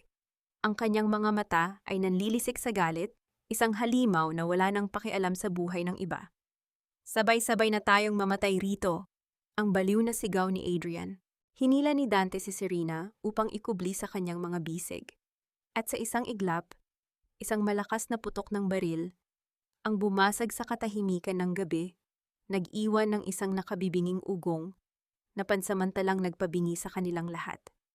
Isang katawan ang dahan-dahang nawalan ng lakas at bumagsak sa malamig na semento, kasabay ng mainit na likido na unti-unting kumalat sa sahig. Ang natitirang alingawngaw ng baril ay tila pumunit sa hangin, nag-iwan ng isang nakabibinging katahimikan na bumasag sa kaluluwa ni Serena. Iminulat niya ang kanyang mga mata, inihahanda ang sarili sa hapdi ng tingga na tatagos sa kanyang laman. Ngunit wala siyang naramdaman. Ang tanging sumalubong sa kanyang pandama ay ang bigat ng isang katawan na nakasandal sa kanya at ang mainit na likido na mabilis na bumabasa sa kanyang balikat. Dahan-dahan siyang lumingon. Nakatayo pa rin si Dante, ngunit ang kanyang mga mata ay nanlalabo, nakatitig sa kawalan. Isang madilim na mantsa ng dugo ang mabilis na kumakalat sa kanyang puting damit ospital, tamang-tama sa ibaba ng kanyang dibdib. Bago pa man makapagsalita si Serena, tuluyang nawalan ng lakas ang mga tuhod ni Dante. Bumagsak siya sa malamig at maalikabok na semento. "Dante, hindi maaari, tulungan niyo kami." Ang sigaw ni Serena ay isang pag-atungal ng matinding pait. Ang kanyang boses ay tila pinunit ng sarili niyang takot. Mabilis siyang lumuhod at inilagay ang ulo ng kanyang asawa sa kanyang kandungan. Pinilit niyang diinan ang sugat nito gamit ang kanyang nanginginig na mga kamay, ngunit ang dugo ay patuloy sa pag-agos, dumadaloy sa pagitan ng kanyang mga daliri. Sa kabilang banda, nakatayo si Adrian, ang kanyang mukha ay namumutla at balot ng matinding pagkabigla. Nabitawan niya ang baril, ang mabigat na bakal ay lumikha ng isang mahinang kalampag nang tumama sa sahig. Hindi niya inaasahang sasaluhin ng kanyang pinsan ang bala na inilaan niya para kay Serena. Bago pa man siya makabawi mula sa pagkahindik, ang buong pabrika ay napuno ng mga asul at pulang liwanag na nagmumula sa labas. Ang mga hakbang ng napakaraming sapatos na tumatakbo ay mabilis na pumalibot sa lugar. Pumasok ang mga armadong pulis, kasunod ang mga investigador na sumubaybay kay Dante mula nang takasan nito ang ospital. Walang nagawa si Adrian. Pilit siyang nanlaban, sumisigaw ng mga pagmumura habang idinidiin ng mga awtoridad ang kanyang mukha sa maruming sahig. Ang malamig na posas ay ikinabit sa kanyang mga pulso, tinatapos ang mahabang panahon ng kanyang kasakiman at pagmamalaki. Ang imperyong pinangarap niyang angkinin ay nauwi sa isang kalawanging pabrika at mga rehas na bakal. Ngunit para kay Serena, ang pagkaaresto kay Adrian ay naging isang malabong anino lamang.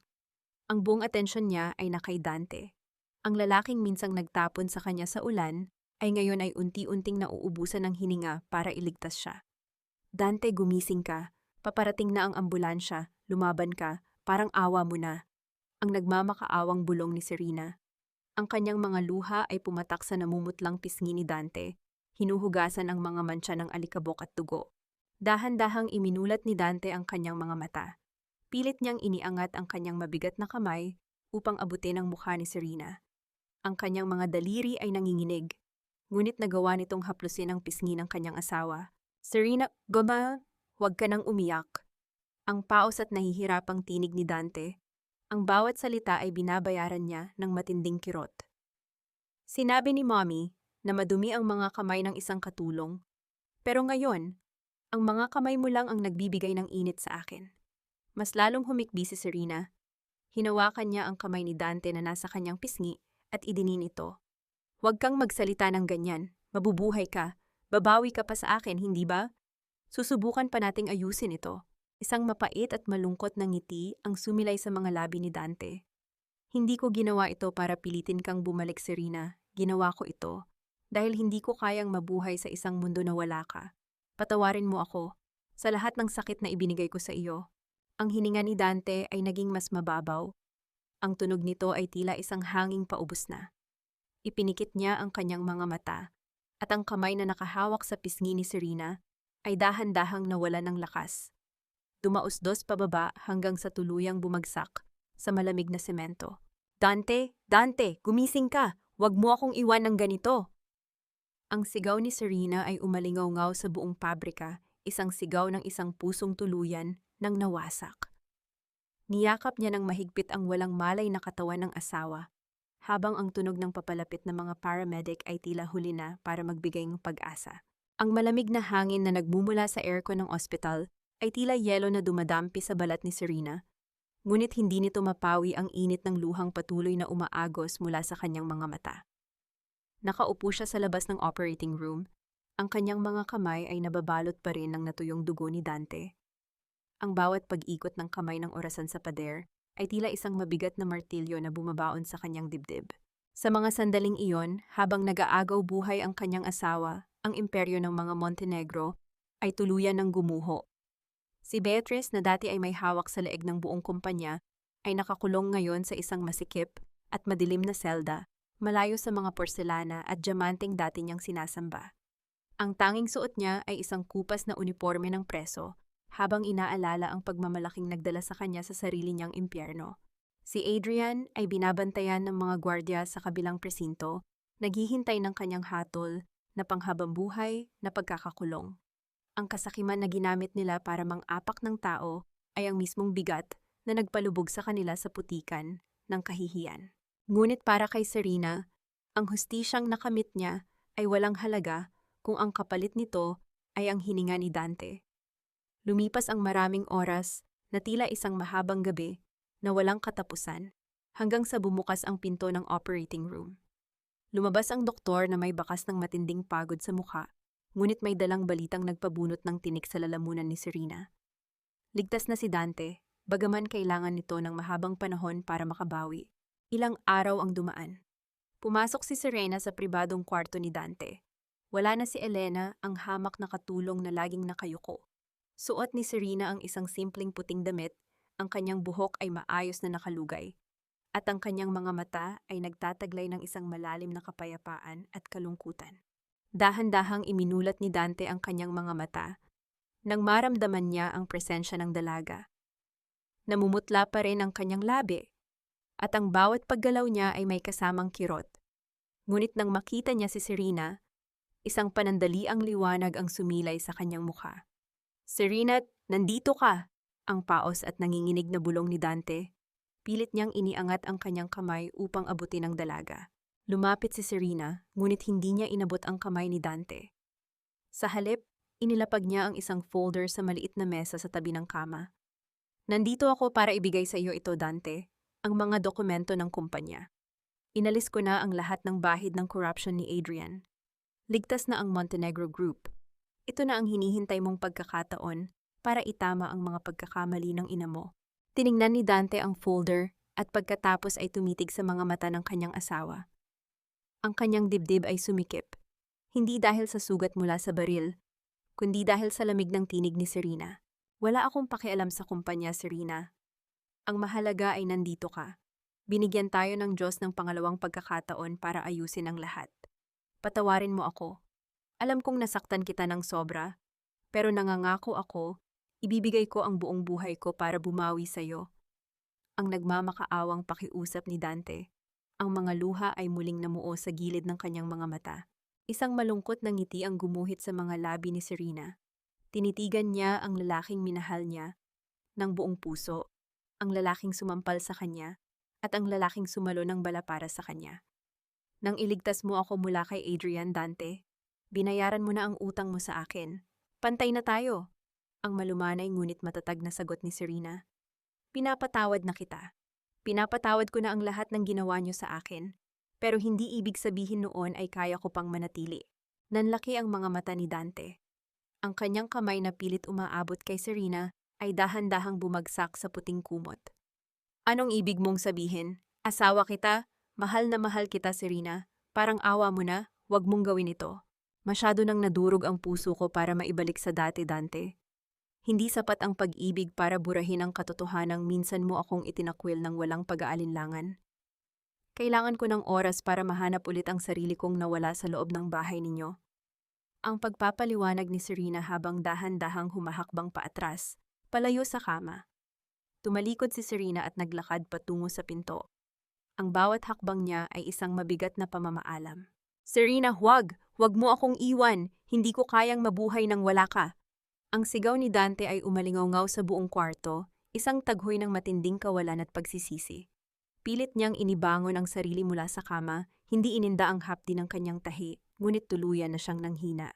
Nang marinig ni Serena ang pagsara ng pinto sa kanyang likuran, pumikit siya at hinayaan ang huling patak ng luha na dumaloy sa kanyang pisngi.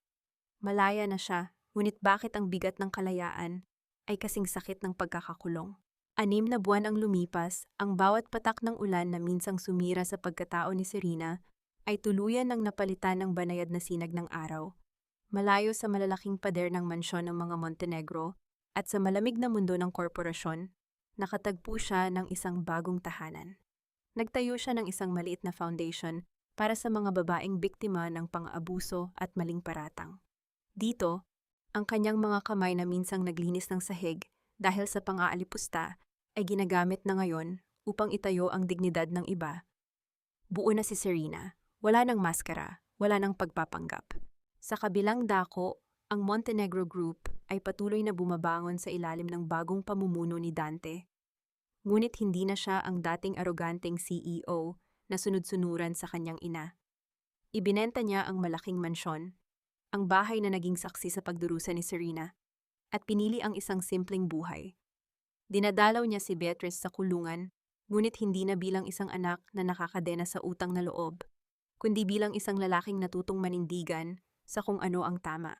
Isang hapon, sa isang tahimik na parke kung saan sila unang nagkakilala noong mga simpleng estudyante pa lamang sila, nakaupo si Serena sa isang kahoy na upuan. Ang hangin ay nagdadala ng amoy ng sariwang damo at kape mula sa kalapit na tindahan.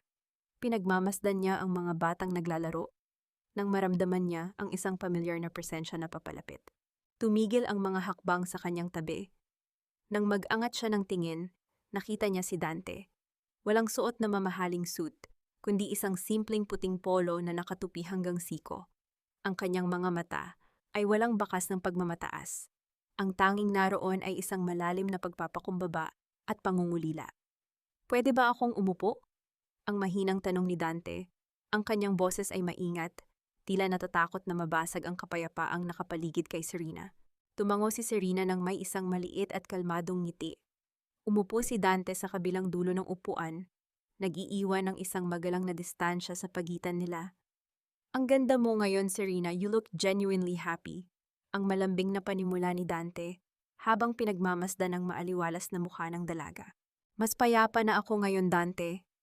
Walang kailangang patunayan sa ibang tao. Walang kailangang ipaglaban kundi ang sarili ko." Ang tapat na sagot ni Serena. Tiningnan niya ang mga mata ng lalaki at nakita niyang naghilom na ang mga pisikal na sugat nito mula sa pagkakabaril, ngunit ang kalungkutan sa mga mata nito ay nananatili. "Kumusta ka na? Nabalitaan kong maayos na ang takbo ng kumpanya." Huminga ng malalim si Dante. Ang kanyang paningin ay ibinaling sa mga puno sa malayo. "I'm trying to rebuild everything the right way. Ibinenta ko na ang mansyon. Hindi ko kayang tumira roon habang naaalala ko kung paano kita pinabayaan sa mismong bahay na iyon. Dinadalaw ko si Mommy sa kulungan, pero hanggang doon na lang. I finally cut the strings, Serena. I'm trying to be the man you deserved all along, even if I know it's too late." Ang mga salita ni Dante ay puno ng matinding pagsisisi. Ramdam ni Serena ang bigat ng bawat pag-amin nito. Ito ang Dante na minahal niya noon, isang lalaking handang umamin sa kanyang mga pagkakamali at handang magbago. Dahan-dahang iniabot ni Dante ang kanyang kamay. Inilalapag ito sa gitna ng inuupuan nilang kahoy. Ang palad ay nakabukas na tila humihingi ng isang maliit na pag-asa na hawakan itong muli ni Serena. Ang kanyang mga mata ay nagmamakaawa sa isang pagkakataon. Tiningnan ni Serena ang kamay na iyon, ang kamay na minsang sumampal sa kanya, ngunit siya ring kamay na sumalo ng bala upang mabuhay siya. Naramdaman niya ang matinding pagbilis ng kanyang puso. Dahan-dahan, inangat ni Serena ang kanyang sariling kamay. Nakita niya ang kislap ng pag-asa sa mga mata ni Dante, ang panginginig ng mga labi nito sa pag-aakalang tatanggapin na siyang muli ng kanyang asawa. Ngunit hindi hinawakan ni Serena ang mga daliri ni Dante. Sa halip, ibinuka niya ang kanyang palad sa ibabaw ng kamay ng lalaki. Isang malamig at maliit na bagay ang bumagsak sa palad ni Dante. Ang gintong singsing na may nakaukit na pangalan nila. Ang singsing ng mga Montenegro. Nanlamig si Dante, ang kislap sa kanyang mga mata ay mabilis na napalitan ng matinding sakit. Tiningnan niya ang singsing at pagkatapos ay tumingala kay Serena ng may katanungan at pait. "Ibinabalik ko na ito sa iyo, Dante." Ang malumanay na pahayag ni Serena. Ang kanyang mga mata ay puno ng luha ngunit ang kanyang tinig ay matatag at buo. Panahon na para tuluyan nating pakawalan ang sakit ng nakaraan. Ibinabalik ko na ito sa iyo, Dante, ang malumanay na pahayag ni Serena. Ang kanyang mga mata ay puno ng luha, ngunit ang kanyang tinig ay matatag at buo. Panahon na para tuluyan nating pakawalan ang sakit ng nakaraan. Tinitigan ni Dante ang singsing na nasa kanyang palad. Ang panginginig ng kanyang mga balikat ay sumasabay sa mabigat niyang paghinga. Tila gumuho ang huling haligi ng kanyang pag-asa. Kahit kailan ba, wala na talaga akong puwang sa puso mo, Serena. Handa akong maghintay kahit gaano katagal. Isang matamis at payapang ngiti ang sumilay sa mga labi ni Serena. Dahan-dahan niyang inabot ang pisngi ni Dante at pinunasan ang luha nito gamit ang kanyang hinlalaki. Ibinalik ko ang singsing, Dante, dahil ang babaeng nagsuot niyan, ang babaeng laging nakayuko, ang babaeng pumayag na gawing alila sa sarili niyang bahay, ay namatay na noong gabing itaboy mo siya sa ulan. Ang paliwanag ni Serena, ang kanyang boses ay puno ng pagmamahal na naghilom na. Kung gusto mo talagang maging bahagi ng buhay ko, kailangan nating magsimula ulit. Walang utang na loob, walang anino ng nakaraan. Ligawan mo ang bagong Serena at patunayan mong karapat-dapat ka sa pag-ibig na hindi nabibili ng kahit anong tsekeng may pangalan ng Montenegro. At tuwat din, mi pauta. Nanlaki ang mga mata ni Dante. Ang sakit sa kanyang dibdib ay mabilis na napalitan ng isang umaapaw na tuwa. Napakagat siya sa kanyang ibabang labi upang pigilin ang labis na pag-iyak, bago siya dahan-dahang tumango. Kahit abutin pa ng habang buhay, Serena, liligawan kita araw-araw, hanggang sa maging karapat-dapat muli ako sa iyo. Lumipas ang mga buwan. Sa isang maliit at maaliwalas na kusina sa loob ng foundation ni Serena, naghahalo ang amoy ng sampalok, kamatis, at sariwang hipon. Ngunit sa pagkakataong ito, hindi si Serena ang may hawak ng sandok. Nakatalikod si Dante, nakasuot ng simpleng apron sa ibabaw ng kanyang opisina na damit. Maingat niyang tinitimplahan ang sabaw ng sinigang na hipon. Nang lumingon siya at inilapag ang mangkok sa harap ni Serena, ang kanyang mga mata ay puno ng paggalang at pag-ibig. Kain na, sana tama ang asim nito, ginaya ko ang recipe mo. Ang nakangiting alok ni Dante habang umuupo sa tapat ni Serena. Kinuha ni Serena ang kutsara at humigop ng mainit na sabaw. Ang init nito ay hindi lamang nagbigay buhay sa kanyang panlasa, kundi nagpadaloy rin ng matinding kapayapaan sa kanyang buong pagkatao. Tiningnan niya si Dante, ang lalaking minsan ay naging sanhi ng kanyang pinakamatinding sakit, na ngayon ay tahimik na nagsisilbi sa kanya ng may buong pagpapakumbaba. Walang salita ang kailangan. Sa pagtama ng kanilang mga paningin at sa mga ngiting kanilang pinagsaluhan, alam nilang nahanap na nila ang tunay na tahanan sa isa't isa. Nang matapos silang kumain, nagtungo si Serena sa kanyang opisina upang ayusin ang mga sulat. Sa ibabaw ng kanyang mesa, may isang puting envelope na walang pangalan ng nagpadala. Dahan-dahan niya itong binuksan. Naglalaman ito ng isang maikling liham. Salamat sa pagpunit ng maskara ng mga Montenegro. Dahil sa tapang mo, nakalaya kaming mga tahimik na biktima ng kanilang kasakiman. Ang liwanag mo ang naging gabay namin sa dilim. Walang pirma, walang pagkakakilanlan. Ibinaba ni Serena ang papel habang nakatingin sa malinaw na kalangitan sa labas ng bintana. Isang malalim na paghinga ng kaluwagan ang kanyang pinakawalan. Napatawad na niya ang mga taong nanakit sa kanya. Hindi para sa kanila, kundi para sa sarili niyang kalayaan. Nahanap niya ang kapayapaan hindi sa paghihiganti, kundi sa pag-unawa na ang halaga ng isang tao ay hindi nasusukat sa apelidong kanyang dala, kundi sa katotohanang kanyang pinanghawakan. Ang tunay na pag-ibig, natutunan niya, ay hindi nangangahulugan ng walang hanggang pagtitiis at pagiging bulag.